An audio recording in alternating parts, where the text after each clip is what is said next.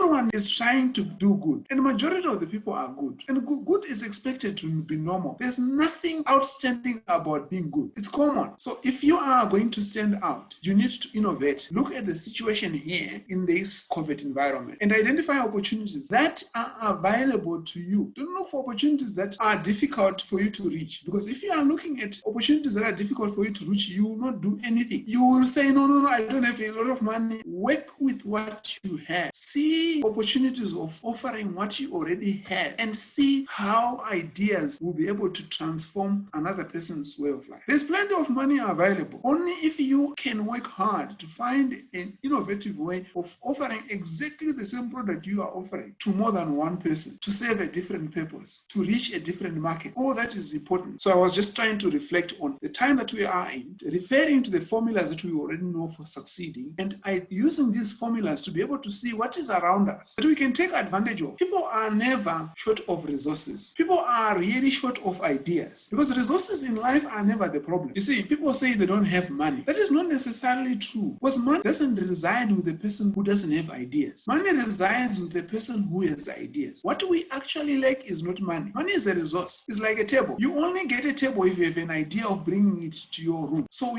what we lack is ideas. Our biggest effort in the investment should be in identifying ideas that will help us save others. Because as soon as we learn to save others, and whatever we are solving as a problem for others will result in us being paid that service. Because people are willing to pay if you have an idea which solves a problem. Let's spend a lot of time thinking about how can we have ideas that will help other people, so that once we save other people, then the people will be willing to pay us. So money is never a problem. Ideas are the biggest problem. So this is where we need to invest our effort. There are three groups of people. Either you become an inventor to succeed, or you must be innovative, or you must be an investor. I generally leave entrepreneur grouping. At least you got to be one of those if you are going to make a difference in life. I'm not saying being an employee is a problem, because you will then not be looking at your own interests alone, but you'll be looking at the interests of a greater number of people, because everyone else depends on the products that comes from another person in one way or the other. Of course, we try to do as many things as possible for ourselves, but to a large extent, we depend on a lot of things that are done by others. We buy bread from so-and-so, we rent someone else's house, we wait for electricity to be connected, someone has to do certain things that we can't do. So we got to find a category that suits us. So one of the categories that I always think is very easy is to be an investor, but it's not as easy as it sounds. For you to be an investor, for example, like Warren Buffett, you got to be someone who looks after his own resources. You got to start small